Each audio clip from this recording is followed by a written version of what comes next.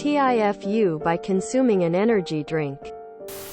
I like energy drinks and I'm no stranger to them. My caffeine addiction began in high school with Mountain Dew, the gateway drug to the caffeine world. I would have snorted it if I found that more effective. But no, it just kinda burns. I've done things I'm not proud of. I've added sugar to Jolt Cola. I've mixed instant coffee into caffeinated water. Amused. Yes. But not proud. This context matters for the rest of the story. Since then, I've cut my habit to one sugar-free energy drink in the morning with an occasional soda in the evening. But my caffeine tolerance is still considerable. I may finish the second half of my energy drink after a good nap. To give you an idea, this morning started out like any other, with a new drink from some brand I never heard of and a protein cookie. Both came from a monthly subscription box I enjoy for zero-sugar energy drinks. The cookie was not good, but the energy drink was tasty. Within 30 to 60 minutes of finishing, I felt nauseous. Maybe that cookie isn't sitting well. I wrote it off and had plain white rice with plenty of water for lunch. It got worse. I started trembling and broke out in a cold sweat. I tried to dry my hands and just kept sweating. It was disgusting. I sat at the computer for hours flapping my hands every 5 minutes like a pathetic, flightless dinosaur bird with tiny wings, trying to dry my hands off. Maybe I was getting sick? The trembling was severe and the nausea was so bad that I had nothing but water for several hours. I endured over 8 hours of queasy trembling, sweating, and flapping before a tiny thought started tickling the distant reaches of my brain. Didn't I try a new drink today? I looked at the can and Googled it.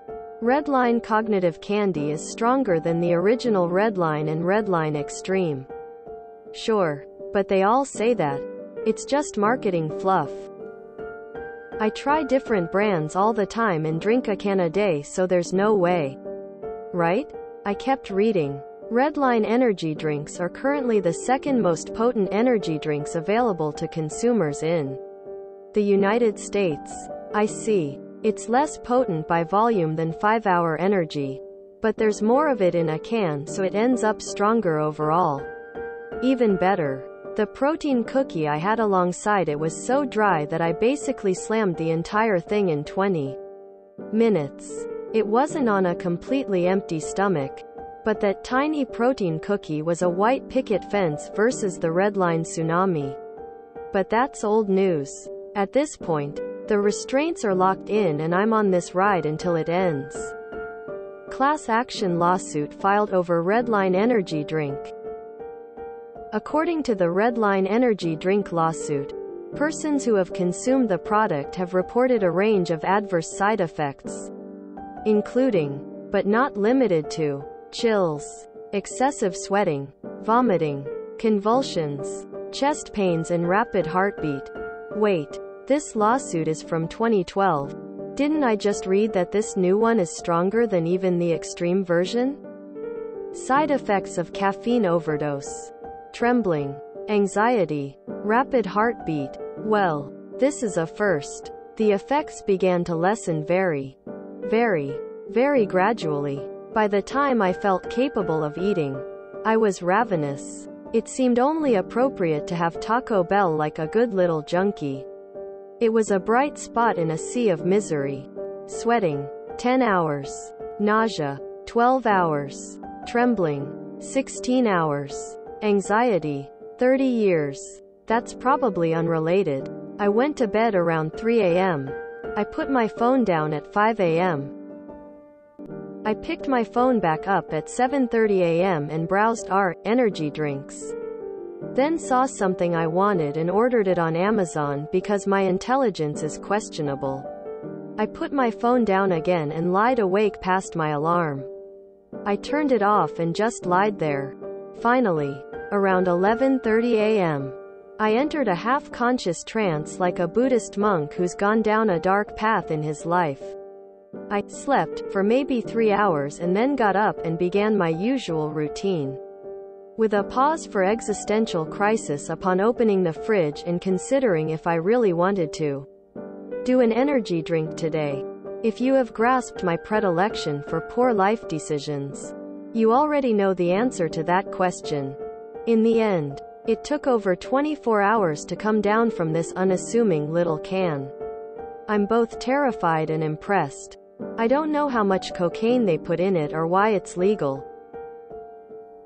If it did this to an overweight male with a high caffeine tolerance, I can't imagine what it does to women, children, persons sensitive to caffeine, the elderly, pets, or any living creature that doesn't recklessly ingest synthetic chemicals on a regular basis. I'm guessing it would either kill you or you would be able to see time. I haven't decided yet if I'm going to order more. TLDR. New energy drink hits me harder than that time I was prescribed methylphenidate. I used to drink 2 regular Monsters a day, at least. Then if I didn't have one I would get a migraine. Went to sleep with a migraine one night, woke up having the same symptoms you did. Threw up and everything. Never had one since. I really enjoyed reading this but feel the op is taking the whole caffeine aficionado thing a bit seriously and forgetting all those stories about people getting heart attacks after chugging energy drinks. If it feels that awful, it's not a sign that you're taking on some intense new challenge, it's your body yelling, nope. This was a joy to read, lol. Thank you. You know, this kinda stuff makes me glad that if my partner is gonna be reliant, at least it's on regular Monster. Thank you for your service, 07. Yeah. I have a rain or a bang occasionally, but I have to sip on it all day. If I slammed one back in 20 minutes I'd probably explode. Lol. Gotta be careful with the legal drugs. I'm in to try it. If I can find it in the full sugar variety. I can't have artificial sweeteners. And a lot of the new lines are only sugar-free. Wish me luck, everyone rolling on the floor laughing. Made the mistake of drinking Redline Extreme one time. I was a closer for a fast food place and a cashier recommended it since that was what she drank to stay awake for her shift. Got it. Thought it tasted funky but I drank the bottle. Realized my mistake when I saw there were lines for measurement. You're only supposed to drink like half of the bottle max. I was fine but I didn't sleep for a few days, it felt like. Tears of Joy Redline is very good at getting people, I guess. If a bottle of the Extreme was bad, I can only imagine this. Jolt Cola. I haven't seen that since the 80s. I used to hate the nags that said soda and energy drinks were poison. But the more I look into it, the more right they seem. Those drinks are deliberately formulated to contain as much sugar per volume as they can get away with without offending your palate. There are ingredients that actually offset the taste of sugar just so you can consume more of it. Why? Because sugar is woefully addictive and can lead to serious dependency and withdrawals if and when you choose to stop consumption. That's to say nothing of the caffeine on top of the sugar gorging. There's a reason they market so aggressively, and it's not because these drinks are any good for you. Please take this from someone pushing 40 with his own caffeine issues in life. Get help now for your addiction habit. Being adjusted to it is the same as a functional alcoholic. You are damaging your heart and shaving years off your life, not pretty fun years. But, I can't sleep anymore and it's driving me insane, years. You joke about being through it, but you're on a descending spiral. This is literally what you describe, and is meant for harder things.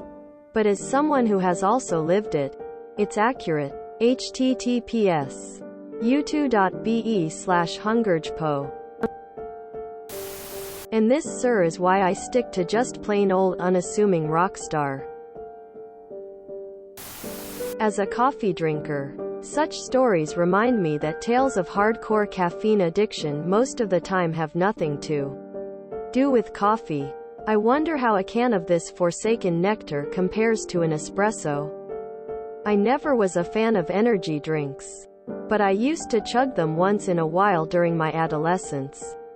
Well, everyone did. And so did I. One time about 10 years ago I drank a medium Red Bull can and got tremors and sweats for maybe 2 hours. Haven't drunk one ever since.